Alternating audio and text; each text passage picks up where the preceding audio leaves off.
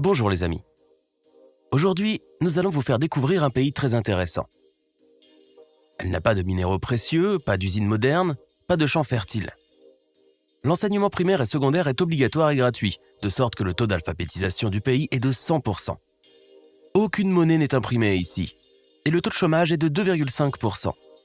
Il n'y a pas d'aéroport, pas de chemin de fer et seulement environ 200 km de routes goudronnées.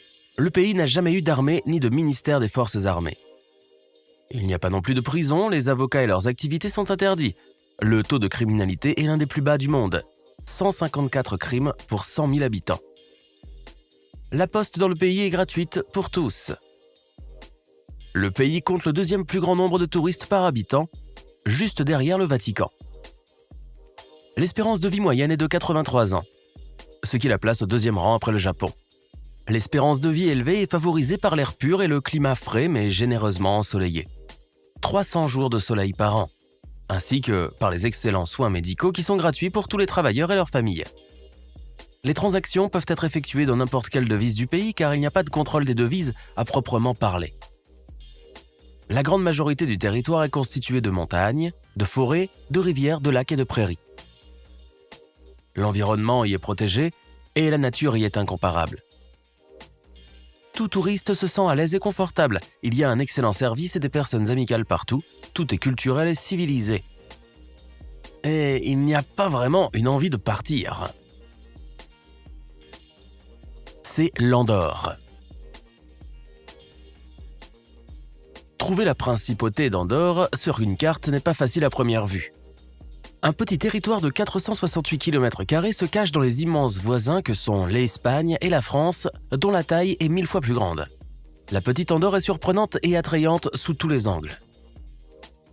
Les gens y vivent longtemps, l'armée est inutile, le climat est agréable et la vie est calme et mesurée.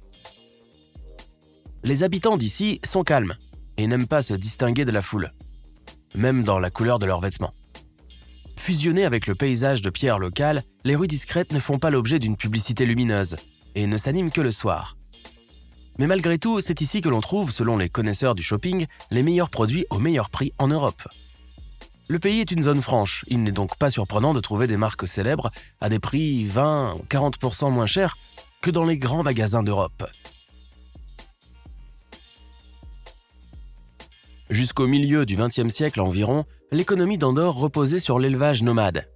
Mais ces dernières décennies, les Andorrans ont vu leur qualité de vie s'améliorer considérablement grâce au commerce et au tourisme.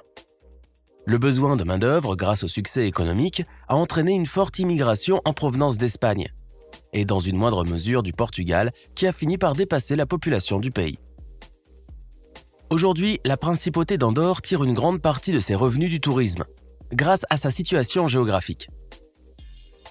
Le pays est situé entre les pentes des Pyrénées et compte de nombreuses stations de ski. La station mondialement connue, d'Andorre-la-Vieille, est une caractéristique de l'Andorre. En outre, l'absence de nombreuses taxes à l'exportation maintient les prix à un niveau bas, ce qui encourage le tourisme d'achat. Le shopping lucratif attire non seulement les touristes des pays voisins, l'Espagne et la France, avec lesquels l'Andorre partage ses frontières, mais aussi les visiteurs d'autres pays européens.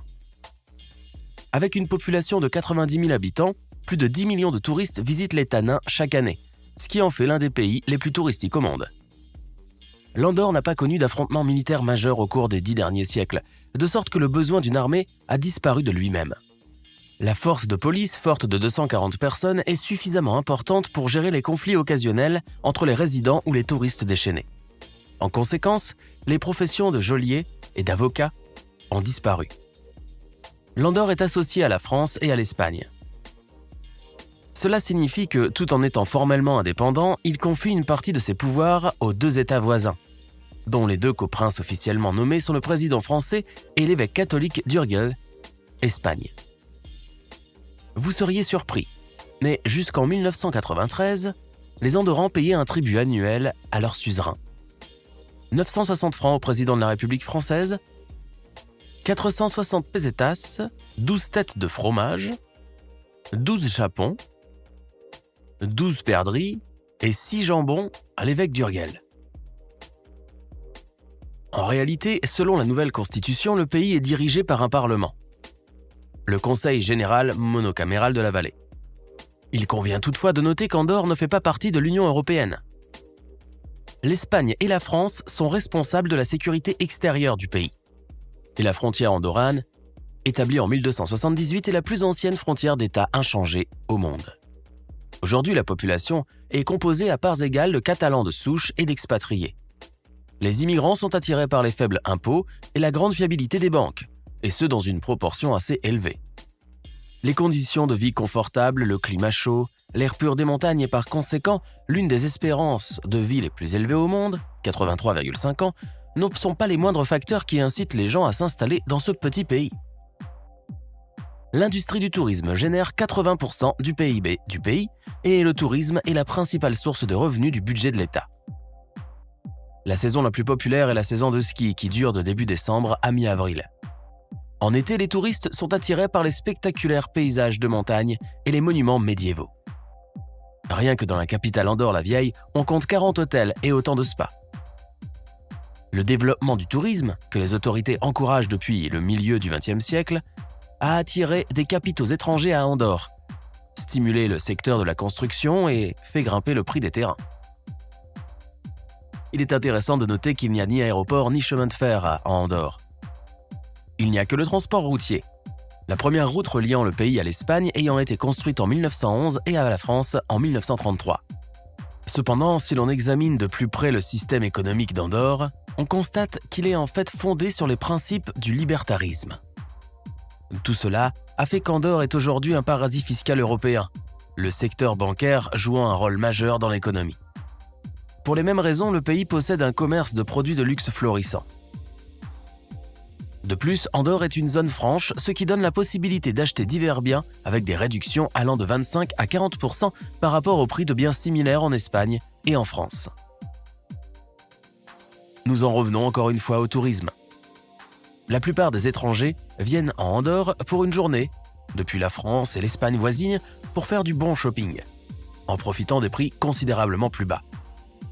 À propos, les prix en Andorre sont incroyablement bas, même pour les produits les plus populaires, ce qui est devenu une raison pour le développement du tourisme d'achat. Selon les personnes qui se sont rendues à Andorre, le nouveau quartier moderne de la capitale ressemble davantage à un immense magasin duty-free.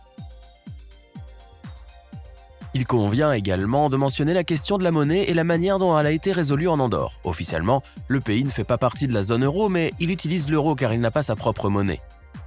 Nous pouvons dire qu'Andorre a rejoint la zone euro sans aucune négociation et sans demander l'avis des autres pays européens à ce sujet. En même temps, les transactions à l'intérieur du pays peuvent être effectuées dans n'importe quelle devise. Et il n'y a pas de contrôle des devises en tant que telles à Andorre et son régime fiscal spécial permet de trouver toute option acceptable. La plupart des petits magasins et restaurants acceptent le dollar comme moyen de paiement sans poser de questions. Les cartes de crédit des principaux systèmes mondiaux et les chèques de voyage sont également librement utilisables.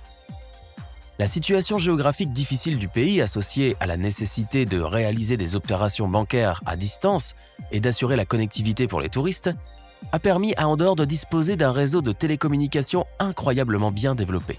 Fin 2010, chaque foyer du pays disposait d'une connexion Internet en fibre optique avec une vitesse minimale de 100 mégabits par seconde. En Andorre, la propriété privée des terres, des pâturages, des forêts et du sous-sol n'existe pas.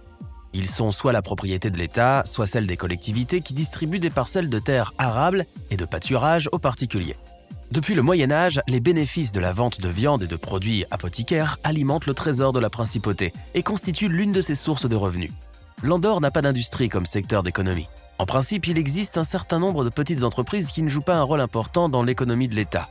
Les réserves de minerais de fer qui ont contribué au développement de la métallurgie primitive dans le passé ont été épuisées à la fin du siècle dernier.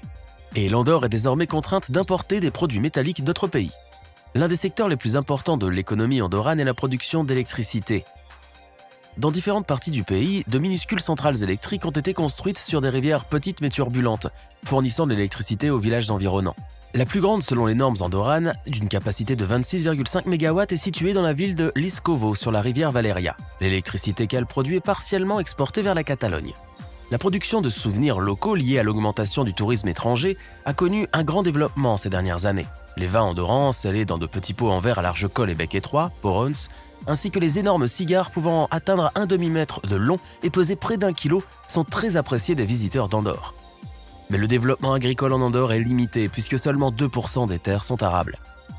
En ce qui concerne la prospérité actuelle de l'Andorre, il convient de rappeler que, pendant de nombreux siècles, ce pays était fermé et appauvri, vivant d'une agriculture modeste et d'une contrebande immodeste à travers la frontière franco-espagnole. Ce n'est qu'après la Seconde Guerre mondiale que le pays a entamé le type de transformation qui en a fait l'un des pays les plus riches d'Europe. Mais pour y parvenir, la petite Andorre a d'abord dû s'ouvrir au monde et fonder son économie sur les principes du libertarisme. Dans la principauté, l'implication du gouvernement dans la gestion de l'économie est minimale et l'entreprise privée est pratiquement sans restriction. Comment se fait-il qu'un petit pays montagneux qui ne s'est débarrassé des vestiges du féodalisme qu'en 1993, malgré la pandémie, ait un PIB de 50 000 $ par habitant, un salaire minimum de 1 158 $ et affiche une croissance régulière? Le niveau de vie est aujourd'hui nettement supérieur à celui de l'Espagne voisine, qui possédait autrefois de nombreuses colonies dans le monde. Comment et pourquoi l'ont-ils fait? Peut-être est-ce dû aux personnes elles-mêmes, à leur culture et à leur tradition?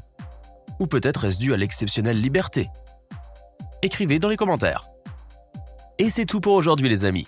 Likez si vous avez trouvé la vidéo intéressante et à bientôt.